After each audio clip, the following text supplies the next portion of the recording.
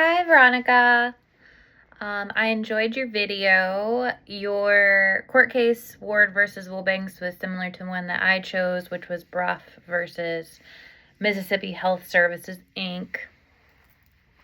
They were also being sued for religious discrimination, which we know Code of Ethics says you can't quite do that. So, but anyways, it was interesting, especially to hear yours compared to mine. I thought your points were really strong. You talked about how you were raised on a Catholic religious background, but don't quite align with that now, and I can relate to that as well. I don't feel like I have any imposing values now, but I do want to say that your video and listening to you talk actually kind of struck something with me. You mentioned how you are cisgendered. I also identify as cisgendered female, and I was kind of thinking through this process of what does that look like as counselors. You know, the question, how does the court case impact work as a professional counselor?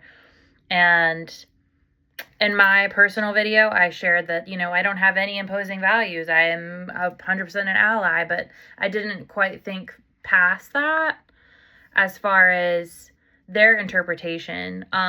So kind of your video put me on this thought process of what that looks like for the LGBTQIA plus community as clients. Their experience in this. And so I'm thinking, even though I'm an ally, you know, I can do my best to show positive regard and empathy, but they, you know, I don't necessarily like visually represent as that. So I did just kind of want to touch on that.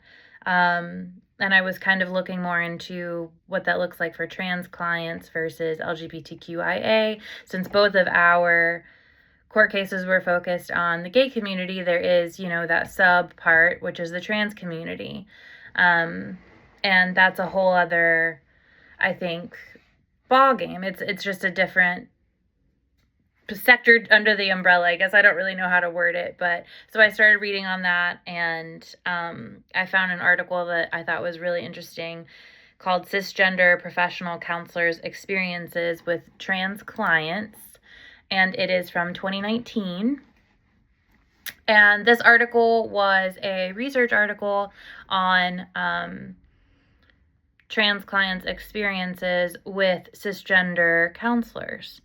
And it really like talked about a lot of the issues that trans people face versus just homosexual people, and how they struggle a lot with competent counselors, which you also touched on, the importance of competency, the ability of resources, and just considering that extra level that they have facing adversity of just, you know, the homosexuals, and then there's trans. And it was really interesting, and it really kind of had me take a step back, which you sparked. That's kind of why I'm including all this in the video.